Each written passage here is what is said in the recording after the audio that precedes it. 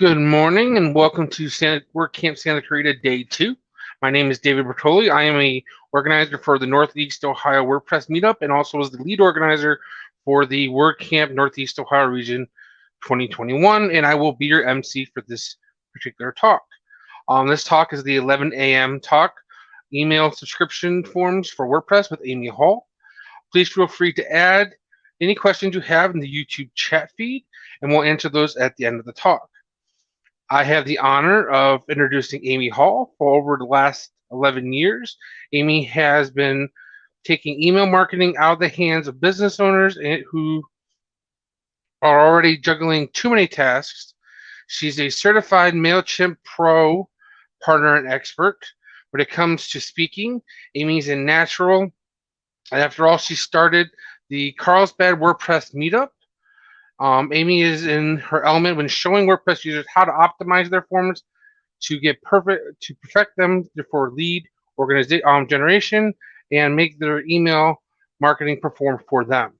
In her free time, Amy spends time with her husband, a minister in Carlsbad, watches Mandalorian and Loki with her grandkids, and tends to her straw bale garden. Please join me in welcoming Amy Hall as she presents email subscription forms for WordPress. We'll see you all afterwards. Please, again, make sure to use the YouTube chat to ask any questions you may have. Enjoy. Hi, everyone. My name is Amy Hall, and I'm going to be talking to you about email subscription forms for WordPress. And who am I? I started working with WordPress at 2.6.3. And I started working full-time WordPress as a job in 2.8.5. So I started working full-time with WordPress in 2009. I started working with Mailchimp in August of 2010. We had a bunch of small businesses as clients, and they needed a very inexpensive way to get communications out to their customers or potential customers. So we started using the freemium model of Mailchimp. Now, Mailchimp is $7 billion a year, so that freemium model worked for them.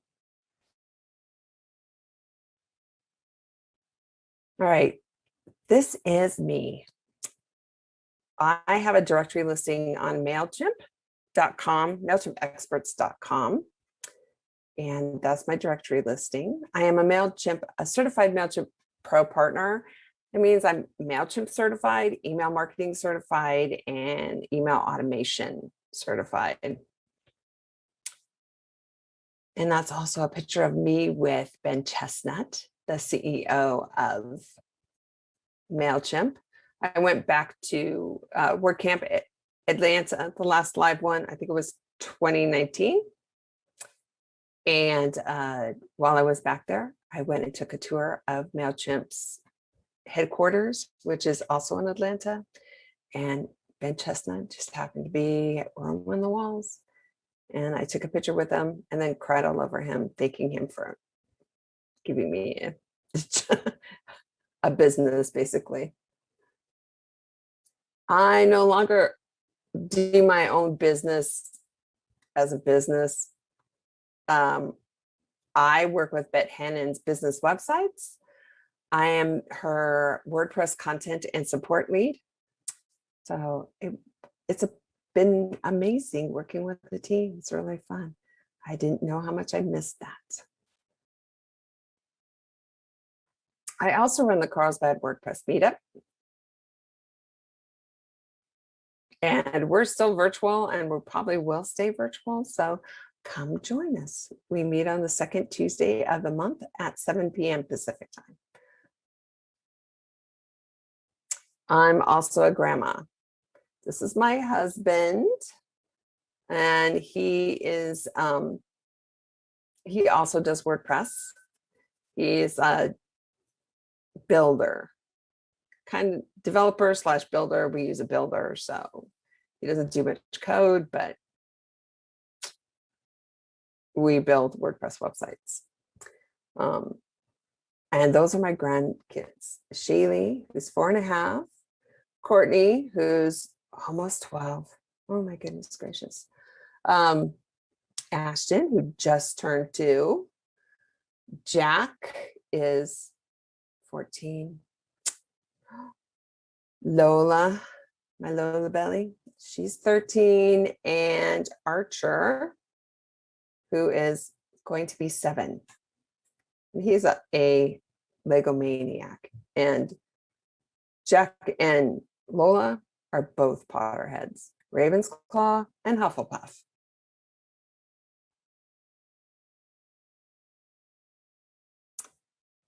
So what we're going to cover is Elementor pop-up forms, Gravity forms, WordPress form plugins, and offsite form makers. I also have a really quick Mailchimp, covering Mailchimp forms also.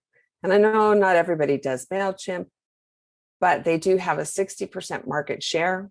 So that's why I included them, and I know them the best. So Mailchimp has 4 types of forms. I do not recommend Mailchimp forms. I recommend you use any other form but a Mailchimp form. Well, not any other form, but most other forms than a Mailchimp form. Their forms are hosted forms, and you can get to that hosted form through a link, and it's an ePURL link. Embedded forms, which you can embed in your website. Pop-up forms, they have a super nice pop-up form. It's actually really pretty. Landing pages. They have limited landing pages, and now they're trying to build websites too. They look nice, but they are so limited. These forms are limited. Every Mailchimp's limited because Mailchimp only allows 1 form per audience, and an audience equals a list at Mailchimp. So if you don't use Mailchimp forms, if you use a form maker, you can have more than 1 form or more than 1 type of form that goes into Mailchimp. Mailchimp forms connect via HTML code for the most part.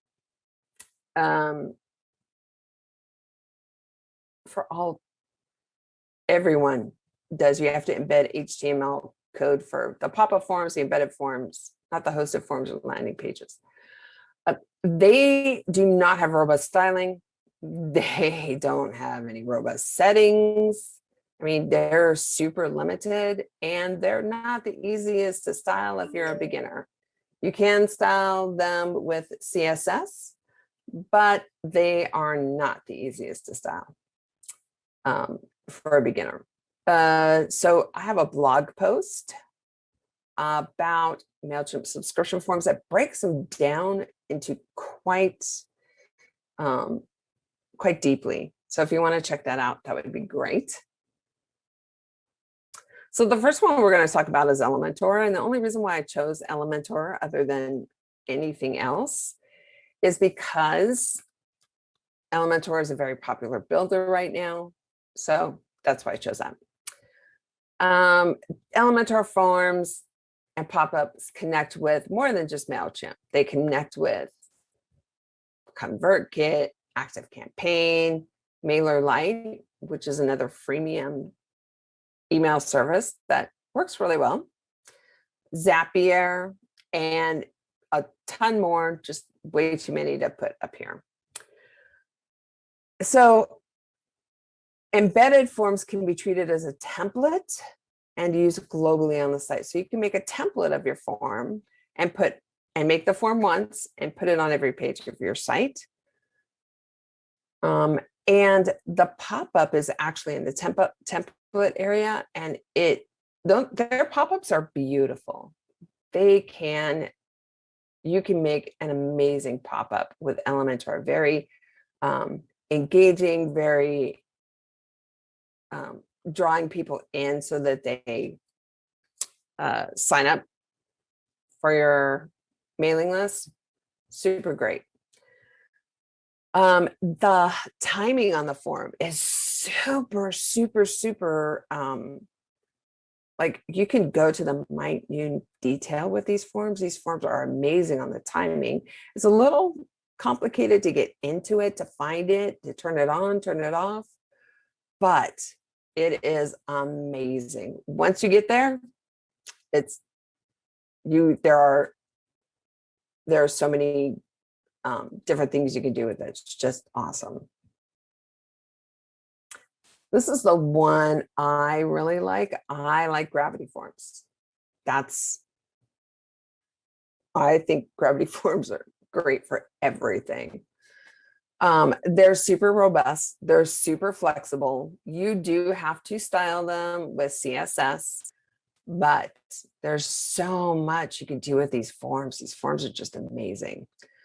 They integrate with tons of email service providers like Mailchimp, MailerLite, Constant Contact, ConvertKit, Drip, a ton more.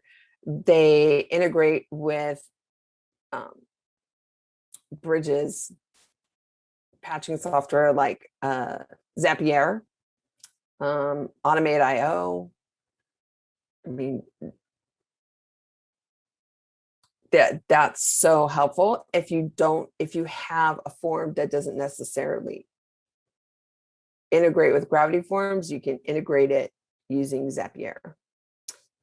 They connect to CRMs, which is super important, because if you're doing lead generation, you really need a CRM, and you don't get a CRM with Elementor. You don't get a CRM with Mailchimp native. Mailchimp is not a CRM. Don't use it like a CRM, not a CRM. So Gravity Forms connects to Salesforce, Agile CRM, HubSpot. There's a bunch that they connect to. So Gravity Forms are awesome with that. For that, they can be used to feed complex segmentation information into your email service provider using conditional logic.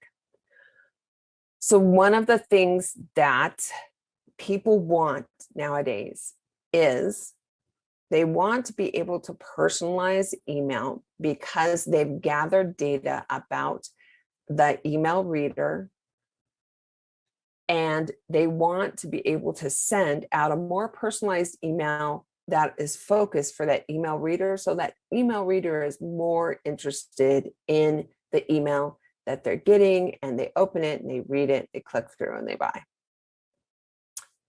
So with Gravity Forms, you can do some really great longer forms and get more data so that you can personalize those emails. So you can put your people on a customer journey as to what they're purchasing, or what they're interested in, or their demographics, or their geographic location. I mean, there's a lot more that you can do with Gravity Forms.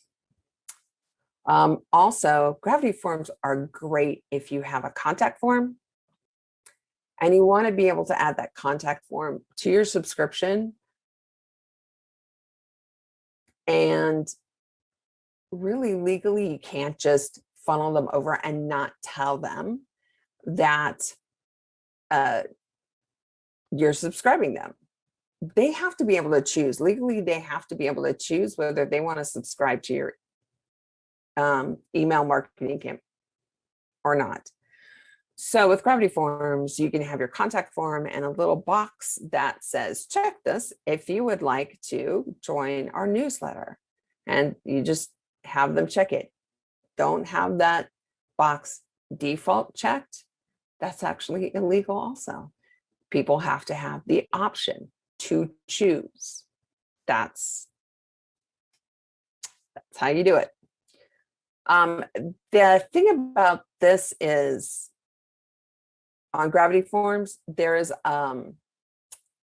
you have to have an add-on for Gravity Forms to go to Mailchimp or Constant Contact. So a lot of these, it's a premium feature and you may have to upgrade. I think the standard Gravity Forms, I've had Gravity Forms for like 10 years, so sorry. I think the standard Gravity Forms does include that add-on module. And don't hold me to that. All right, so let's go to WordPress plugins for email. So the thing about WordPress plugins is they're going to directly integrate with your email service provider. There are tons of plugins out there, like a lot of subscription form plugins, pop-up form plugins, and each has its unique benefits and limitations. I could have put a list here of what not to use, but yeah, we're going to go with the ones that I like, that I use, that I enjoy working with. Yikes Easy Forms for Mailchimp. This is a nice form. It has a free version. And in the free version, if you're a beginner, you're just going to probably be able to do just the free version, just a little tiny bit of styling if you Google correctly. Because it's not pretty. It's not ugly, but it's not beautiful right out of the box. But if you purchase the premium version, it has a form customizer and it does a great job of making very nice looking forms. And this is the form maker that most Mailchimp partners suggest. So there's got to be something to Yikes Easy Forms. Opt-in Monster. Opt-in Monster it is a premium plugin, so you have to purchase it. But it has a super wide range of form types. It also integrates with just about every ESP out there. It's not just for Mailchimp. You can integrate a lot of ESPs with Opt-in Monster. I also like Convert Pro. Convert Pro is made by the same people who do Astra, and that is the theme that I currently use. And it's included in their premium plan, and it makes super nice looking drag and drop forms. So it's easy to use, makes super nice forms. I really like it. So, and there's just tons out there.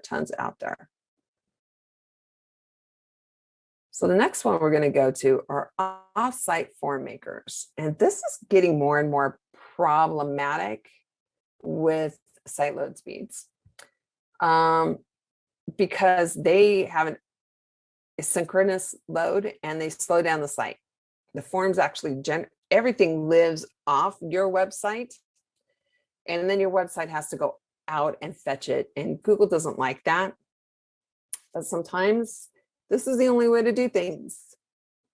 And these are super easy forms. Beautiful. You can get really great looking forms. Super easy, super fast, super nice. And they can be used for more than just WordPress. I use them on Webflow, Wix, and Weebly. In fact, that's what I do for Webflow, Wix, and Weebly is I hook up Mailmunch. I also use it for Squarespace too. So on the Mailmunch account with WordPress, you put a plugin in your dashboard, but you're going to go off-site. The plugin is going to take you off-site to create the form. It's going to take you off-site to sign up and everything. You can have up to 5 different forms on a free account for Mailmunch. And I've never, so bad for Mailmunch, I'm sorry, Mailmunch, but I've never found a reason to pay for Mailmunch. I can do everything with the free forms that yes, super flexible forms. You probably could get some a little bit more premium styling with that paid plugin, but I just Don't know if the cost would upset the benefit of a little bit of a line on a form. I don't know. It's going to make a person sign up. So Pop-up Smart. I've only used this on one site. It was I want to say a Wix site. It was pretty easy. There was no coding needed, and it was super professional looking. It looked really nice. So Pop-up Smart is a great option if you're not doing WordPress and you're doing other platforms. And that's it. I feel like I sped through. Here's my contact information. Again, my name is Amy Hall. My email address is amy@amyhall.biz. And my Twitter handle is @genuineamyhall. Thank you. Thanks for your attention and thanks for your time. I really appreciate it. Hello, everyone. Welcome back. Y'all just got to see Amy's great presentation about forms. We did have some questions, Amy, during the presentation. Okay. The first one was, what is a EPP URL? EPURL. EPURL. Yeah.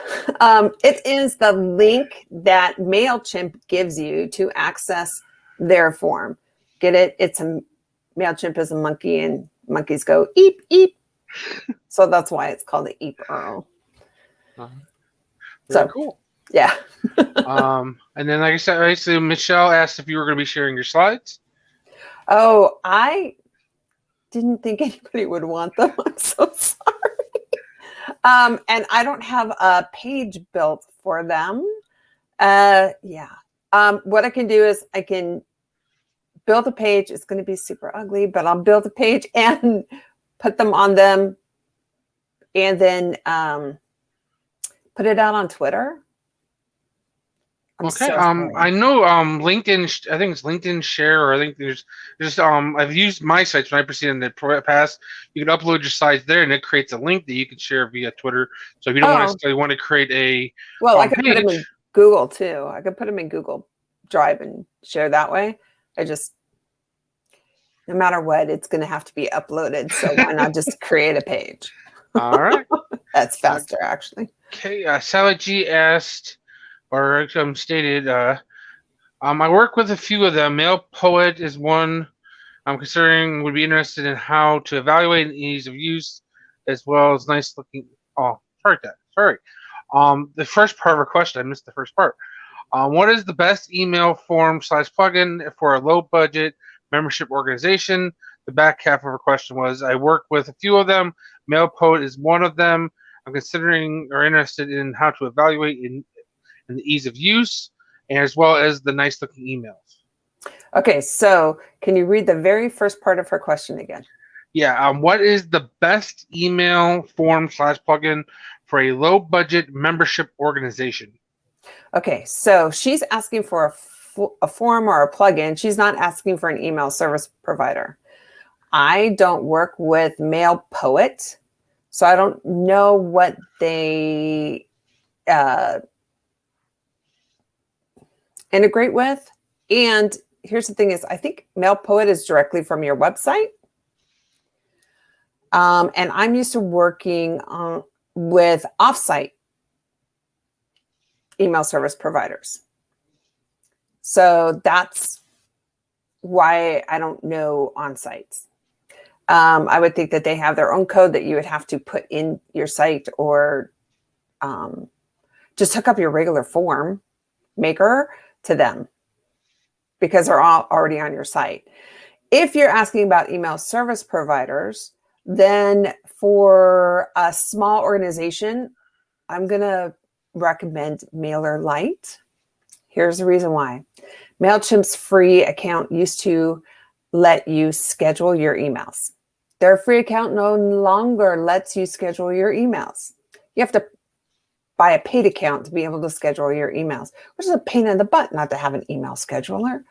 So MailerLite will let you schedule your emails. They have basically the same plan as Mailchimp. and they allow you to schedule your emails. They're easier for some people, more challenging for others. So it just kind of depends on, every email service provider is a good email service provider if you use them. Doesn't matter if you have the best one. If you don't use it, it's not worth anything. So you have to get the email service provider that works with how your brain works. So if you find one that works with your brain, just keep it. Just keep it. Yeah. So basically, if you were asking about an email service provider for a small business, I would suggest MailerLite now. Very cool. Next question is from Sue. She asked, I'm wondering how to stop contact form emails from winding up in the spam folder. Do you think the form tool has any effect on this issue? No. So form spam happens because you don't have a spam filter or your host does not have a firewall that keeps spam out. So you need to get something like a Kismet and ask your host, what do you do about spam? I'm getting a lot of contact form spam. Do you need to beef up my firewall? What do you do there? Cool. Joe Simpson basically has a question. Is there an email tool you prefer most? If so, and why? Tool? What do you mean email tool? That's all he says, email tool. Joe, you're so vague. I'm okay, sorry. well, I guess next question is, most email tools features of note are locked behind premium fees. Are there any tools you recommend with underrated free features that you can describe? Okay, so MailerLite. That's my go-to free now because of the free scheduling. Like all of the free email service providers they're going to reduce what you get, the features that you get. That's why they're providing it for free. Like Mailchimp, you get no customer service, 0 customer service when you have the free account. Mailchimp sucks with customer service for the free account. It's horrible. So yeah, MailerLite, that's what I would suggest. And they have a really cool email builder. It is a little bit more like a drag and drop. It's a little bit more like the blocks builder. It works differently than Mailchimp. So it's different from Mailchimp. Cool. Well, that's it for the questions in the YouTube chat. I do have some comments here. First, I think it's from Lynn. Basically, want to let you know that if you provide the slides for your presentation to Joe, he could also add it to the Santa Clarita Valley WordCamp schedule. So basically underneath here, basically if you go to your schedule and your topic there. And then Joe answered back and it says, thanks, Amy, for being here today. I know your time is precious, but it's now mandatory you speak at every WordCamp Santa Clarita in the future, 3 in a row. Yes. Yes. That's why I made sure I showed up. I want to be like WordCamp Santa Clarita 20, and I've been here for all 20 of them. Well, you can come to also WordCamp Northeast Ohio. Feel free. Because we just had our most recent one online last month, and Joe was just everywhere. So it's a great thing about online WordCamps and these meetups, the fact that the community is growing and everybody's started meeting everybody else. Yeah, it's very cool to be able to. At my meetup, I had somebody from India on there one time. It's like, dude, where else could you meet somebody from the foreign countries that you get to meet when you're virtual? It's just, just super cool. Super, super, super cool. Yeah, we've had amazing volunteers for our WordCamp. A bunch of them from Bangladesh, Ahmed, who I think is also volunteering at this year's at Santa Clarita also.